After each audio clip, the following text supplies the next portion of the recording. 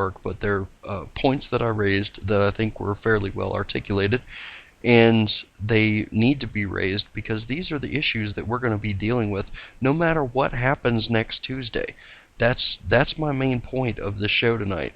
No matter what happens next Tuesday, we're going to be dealing with these issues of taxes and regulations and government policies and how they have affected our economy, positively and negatively, but mostly negatively. And no matter who wins the presidency next Tuesday, no matter who controls the Senate after the election, no matter who controls the House after the election next Tuesday, these issues are still going to have to be faced. So we need to understand clearly what these issues are, what the problems are, what the solutions are, and how to articulate them. That's why I'm doing this. So, again, listen close and listen fast. So, for every job that is created, there is a tax component on those corporations. For every dollar of research and development that goes in, if it expands the business and makes them even more profitable next year, then that's even more taxes they will have to pay. And to be quite honest, when you have a federal regulatory code that is somewhere upwards of 80,000 pages, costing $1.6 trillion per year to private businesses in just compliance costs associated with those federal regulations. When you have things like that coming down the pike and you have no idea how many more regulations are going to be added under Cass Sunstein and the various czars and bureaucracies inside the 495 Beltway and that godforsaken swamp we call our nation's capital, when you have no idea what's coming down the pike that will further maybe affect your business in not so favorable a way, then perhaps you would rather report those profits and pay the taxes on them rather than dumping them into your business, not knowing if the government's going to come out with something next year that's going to run you out of business. Again, capital has a function. If you don't have reserve capital, then when things go horribly wrong, you are left penniless.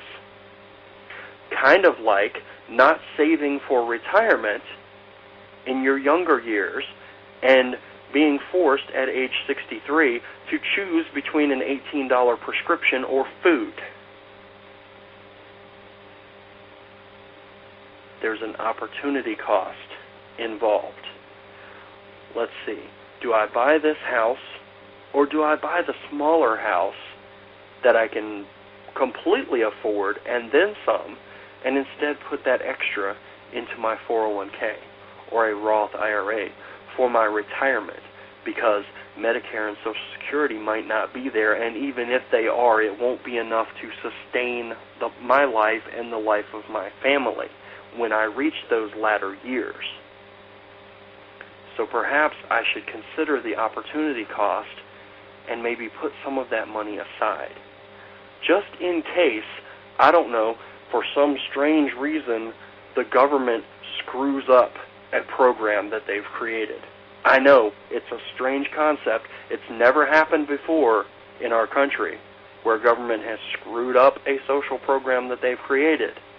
But just in case they do, let me put some money back. That's what these corporations are doing. They are putting money back. And yet, we have people like Robert Reich coming out and saying, no, we can't let the president go over to the supply side. We got to keep him on the demand side. We need to send out more money from the government to stimulate demand. Okay, great. Let's send the little government hoodlum out to throw a brick through the window of the baker's shop. I talked about this a couple weeks ago. Bastiat, Henry Hazlitt, the broken window fallacy. Let's break some windows so that the glass man has something to do. And then when the glass man gets paid for replacing that broken window, then he'll have more capital to go out and spend with some other vendor. And then that other vendor will have more capital to go out and spend with some other vendor. And it's a circle of prosperity and wealth that just keeps on rippling out into the community. The only problem with that notion is the baker may have been planning to do something with that money that he now has to spend to replace the broken window. And on top of that, if he's sitting on reserve capital instead of expanding his business, and the government comes in and says, hey, you know what, we're going to confiscate some of that reserve capital and start handing it out to the people standing on the street looking at your broken window so they can buy pies from your shop. We're stimulating demand. Really? Yes, you're stimulating demand for the baker's pies with the baker's money. How does that work out so good for the baker? Seems a bit incestuous if you ask me, and the baker is the only one getting screwed in that process. Again, folks, you cannot stimulate demand because demand is need plus means to acquire that need. That is demand.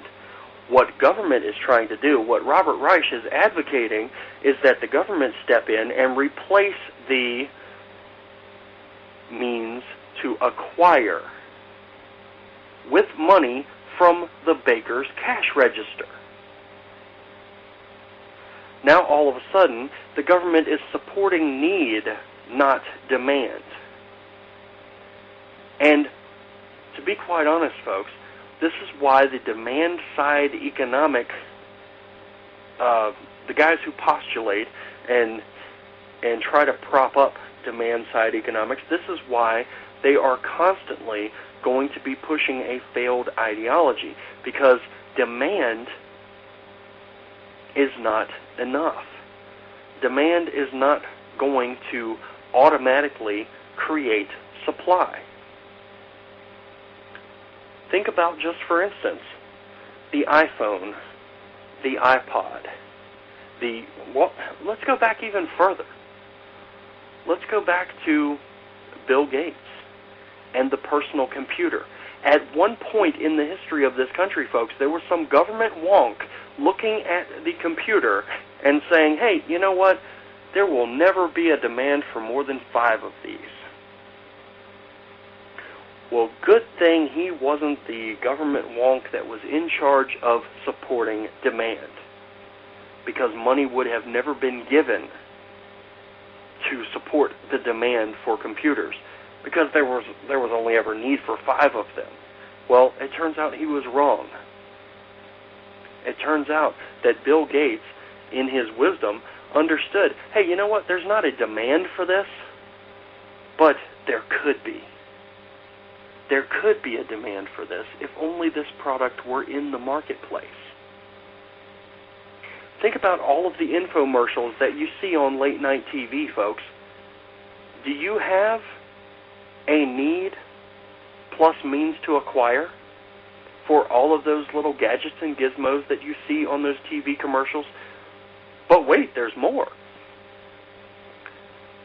No, you don't. These are things that may make your life a little bit easier, but you never thought about purchasing them until you see that commercial. And you say, hey, I didn't know that was out there. I'll take 2.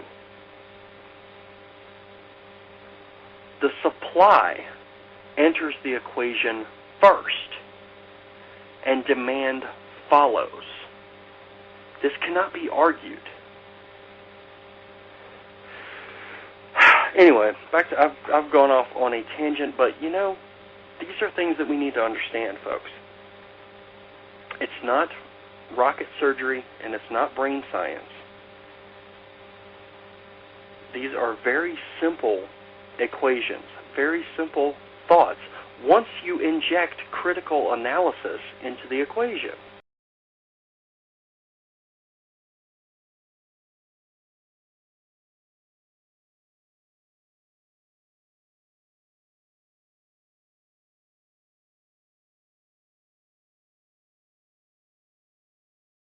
You know why you don't hear anybody talking about price freezes now? Because yes, we did do it in World War I, and yes, we did do it in World War II. And as a matter of fact, Nixon tried it in the 70s. And they all found out, much to their chagrin, that price freezes do not work. They harm the market.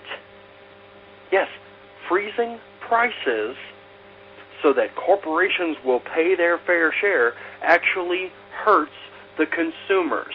These homeless that you profess to care so much about, the people who can't put food on their table that you profess to care so much about, freezing prices hurts them because government does not have the knowledge to set prices.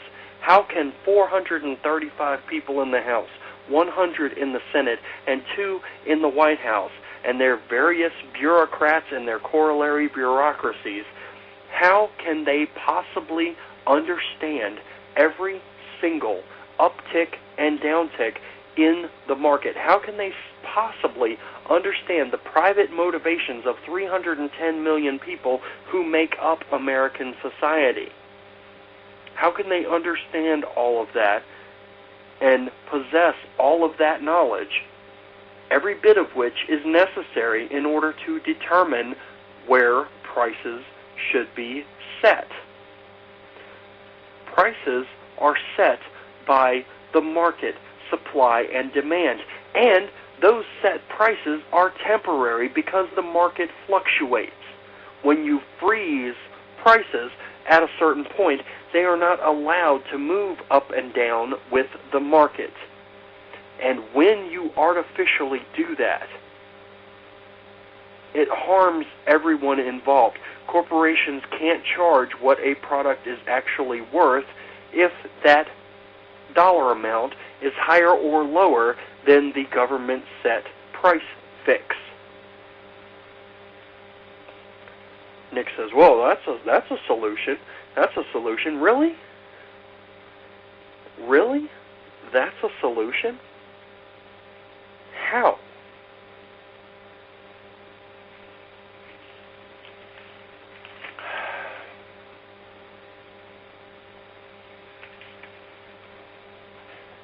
Need I remind you? Let's go back. Let's go back to common economic sense here.